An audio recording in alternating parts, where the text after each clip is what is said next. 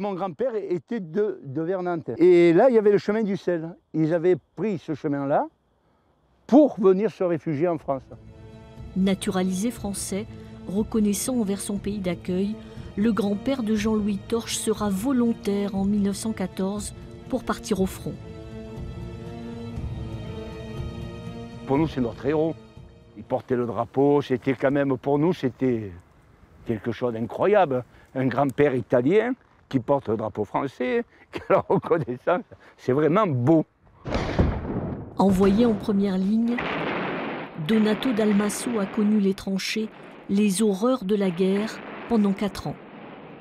Il nous expliquait qu'il n'avait pas toujours à manger. Il mangeait des rats, il mangeait de l'être humain, mais ça, c'est à voir. Ils ont souffert énormément parce qu'ils n'avaient pas toujours ce qu'il fallait. Ils avaient la moitié des mollets dans l'eau et dans la boue. Coincé des mois au même endroit, il finira comme d'autres par sympathiser avec les soldats allemands. Il me racontait les parties de cartes qu'il faisait avec les Allemands, tout ça, c'était dingue. Et que dans la journée, il y en avait qui se reconnaissaient, ils s'évitaient au combat. Ils ne se tapaient pas dessus. Des histoires de poilus, les archives départementales en ont recueilli beaucoup à l'occasion du centenaire. Des photos, des croquis, des lettres, elles évoquent le quotidien et les souffrances de ces soldats.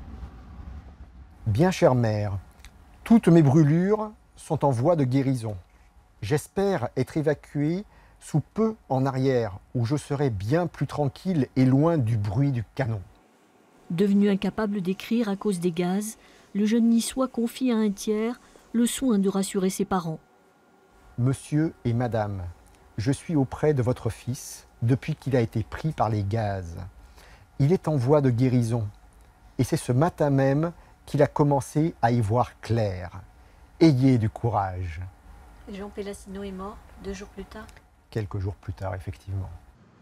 Dans les Alpes-Maritimes, 9000 soldats seront tués pendant la Grande Guerre, des monuments érigés pour leur rendre hommage, grandioses comme à Nice. Il fallait parler de la mort aux vivants.